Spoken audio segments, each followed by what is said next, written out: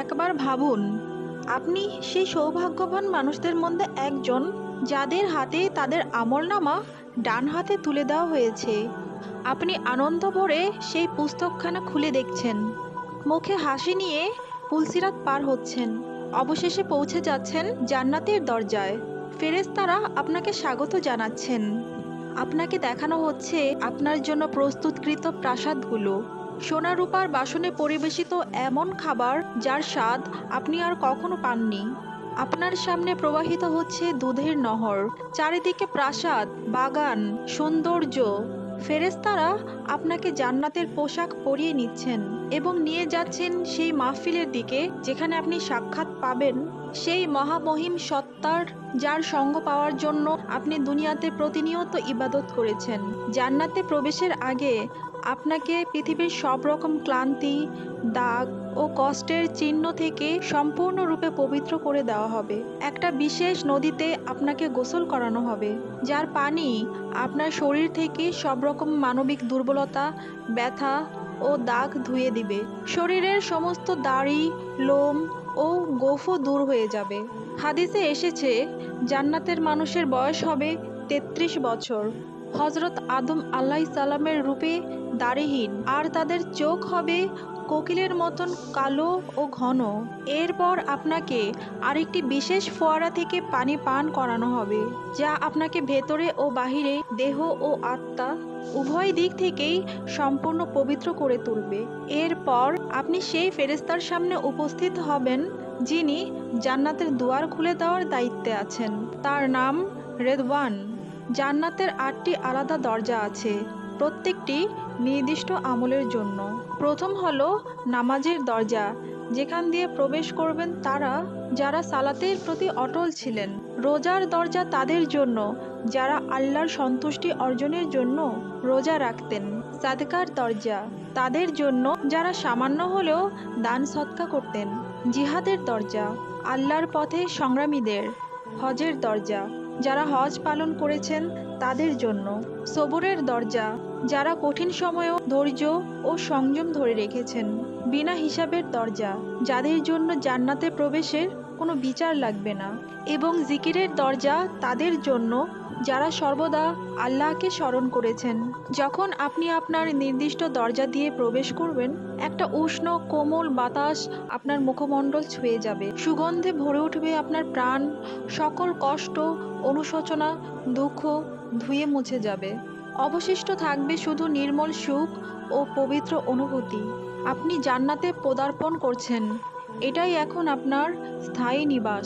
আপনি সামনে এগোতেই দেখছেন এক বিশাল প্রাসাদ, যার প্রতিটি ইট খাঁটি সোনায় তৈরি। বারান্দাগুলো মুক্তোর মতো ঝলমল করছে। আপনার আগমনের সাথে সাথে কয়েকজন খাদেম উপস্থিত হয়, তারা যেন ছড়িয়ে পড়া মুক্তোর মতো উজ্জ্বল। তাদের হাতে সোনার পেয়ালা, রূপার থালা। তারা আপনাকে সালাম জানায়, আর আপনি জবাব দেন শান্তি ও আনন্দের সাথে। আপনার প্রাসাদ, বাগান, বৃক্ষরাজি সব কিছুই আল্লাহ সাজিয়ে রেখেছেন তার নিজের হাতে, শুধুমাত্র আপনার জন্য। এক সীমাহীন জগৎ যার কোনো শেষ নেই, অসীম সুখের সমুদ্র। ফেরেশতারা আপনাকে বিশেষ পোশাক পরিয়ে দেন, সবুজ রেশমের মতো নরম, হালকা ও উজ্জ্বল। পুরো পরিবেশ যেন উৎসব মুখর, সবাই যেন আপনার আগমনের উদ্দেশ্যে নেচে উঠেছে। অগণিত খাদেম আপনার চারপাশে আপনার সেবার জন্য সদা প্রস্তুত। এরপর শুরু হয় এক অনন্য আয়োজন। সেই উদ্দেশ্যে আনা হয় একটি মেষ, যা জান্নাত ও জাহান্নাম উভয়ের মানুষই দেখতে পাবে। এটি কোনো সাধারণ প্রাণী নয়, এটির নাম মৃত্যু। একটা মহান কণ্ঠ ঘোষণা করে, হে জান্নাতের মানুষ, তোমরা কি জানো এ কে? তারা মাথা তুলে বলে, হ্যাঁ, এর নাম মৃত্যু। তারপর সেই কণ্ঠ জাহান্নামের মানুষদেরকে জিজ্ঞেস করে, হে জাহান্নামবাসীরা, তোমরা কি জানো এ কে? জাহান্নামবাসীরা বলে, হ্যাঁ, এর নাম মৃত্যু। এরপর আদেশ আসে, মেষটিকে কোরবানি করা হয়, অর্থাৎ মৃত্যু এখন বিলুপ্ত। একটা উচ্চ কণ্ঠ ঘোষণা করে, হে জান্নাতের মানুষেরা, হে জান্নাতবাসীরা, তোমরা এখন চিরজীবী, তোমাদের আর কোনো মৃত্যু নেই। হে জাহান্নামের মানুষ, তোমরাও চিরজীবী, তোমাদেরও আর কখনো মৃত্যু হবে না। হ্যাঁ, মৃত্যু এখন আর কোনো অস্তিত্ব রাখে না। আপনি আর কখনো অসুস্থ হবেন না।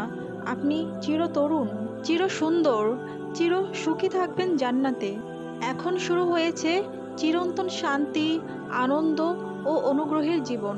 যদি আপনি দুনিয়াতে বিবাহিত ছিলেন এবং আপনার উভয়ই জান্নাতে প্রবেশ করেছেন, তাহলে আপনার সম্পর্ক পুনরায় প্রতিষ্ঠিত হবে। কিন্তু এবার আর আপনারা বিচ্ছিন্ন হবেন না। আপনার নামাজ, আপনার আমল, সব কিছুর ভাগীদারি আপনার সঙ্গী হবেন। এখানে আর কোনো ঝগড়া নেই, কোনো কষ্ট বা অবিশ্বাস নেই। থাকবে শুধু বিশুদ্ধ ভালোবাসা, যা প্রতিটি মুহূর্তে আরও গভীর, আরও উজ্জ্বল হবে। আপনার সঙ্গী প্রতিবারই আপনাকে দেখবে আর বলবে যে আপনি আগের থেকেও আরও সুন্দর হয়ে গিয়েছেন। আর যদি আপনি একাকী থাকতেন আর জীবনে শান্তি না পেতেন, তাহলে আল্লাহ আপনাকে এমন এক সঙ্গী দান করবেন যিনি কেবল আপনার জন্যই সৃষ্ট। আপনি তার হাত ধরবেন এবং দুজনে একসাথে চলবেন অনন্ত জীবনের পথে, চিরকালীন সঙ্গী হিসেবে। যাদের জান্নাতে প্রবেশকালে মর্যাদা ভিন্ন হবে, আল্লাহ তাদের এক স্তরে নিয়ে যাবেন, যেন কোনো ব্যবধান না থাকে। দুজনই একই স্থানে, একই সম্মানে, একই মর্যাদায় থাকবেন।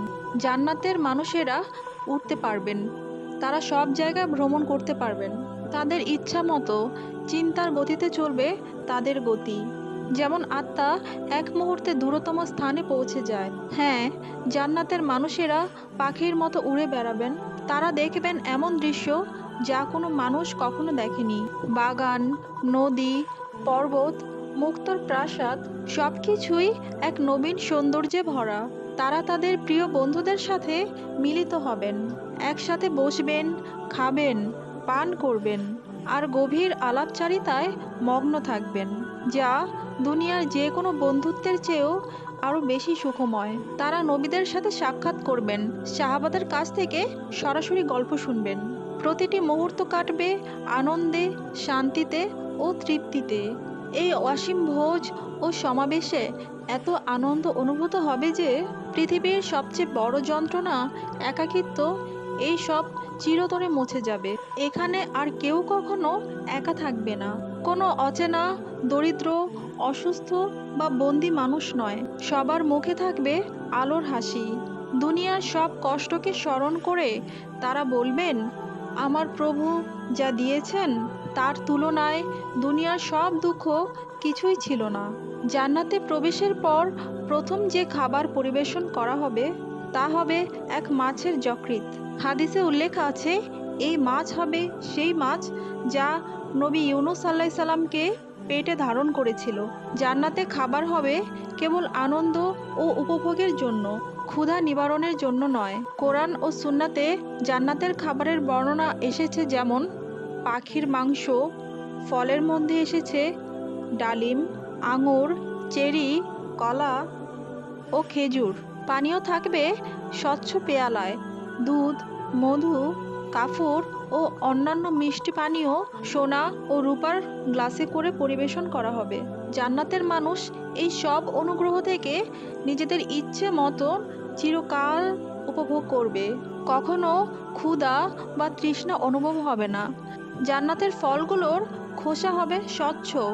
একটি ফল খাওয়ার পরই সেই স্থানে আবার নতুন ফল সৃষ্টি হবে। তাদের স্বাদ হবে এমন যা পৃথিবীর কোনো ফলের সাথেই সেই স্বাদ তুলনা করা যায় না। অদ্ভুত, নতুন ও অপরূপ। জান্নাতে আমরা এক নতুন উপলব্ধি লাভ করব। আমাদের মন ও চিন্তা শক্তি এক নতুন উন্নত জিনিস লাভ করবে।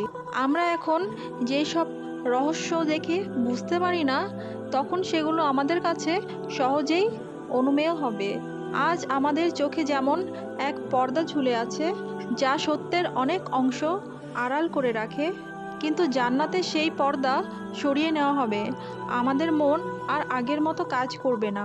বর্তমান পৃথিবীতে আমরা সুখ, দুঃখ, ভালো মন্দ, সুন্দর অসুন্দর এই সকল মানদণ্ডে নির্বাচন করি, কিন্তু জান্নাতে সেই সীমা বিলীন হয়ে যাবে। আমাদের চিন্তা হবে পবিত্র, আমাদের অনুভূতি হবে বিশুদ্ধ। আমরা শুধু আল্লাহর নিকটবর্তী হওয়ার আনন্দেই পূর্ণ থাকব। প্রত্যেকটি দৃশ্য, প্রত্যেকটি সৌন্দর্য, প্রত্যেকটি স্বাদ আমাদের জীবনকে এক অনন্য আনন্দে ভরপুর করে তুলবে। আর সেই পরম জগতের প্রতিটি মুহূর্তে আমরা উপলব্ধি করব, এই তো সত্যিকারের জীবন, যেখানে দুঃখ নেই, মৃত্যু নেই, আছে কেবল অনন্ত শান্তি, প্রেম ও পরিতৃপ্তি।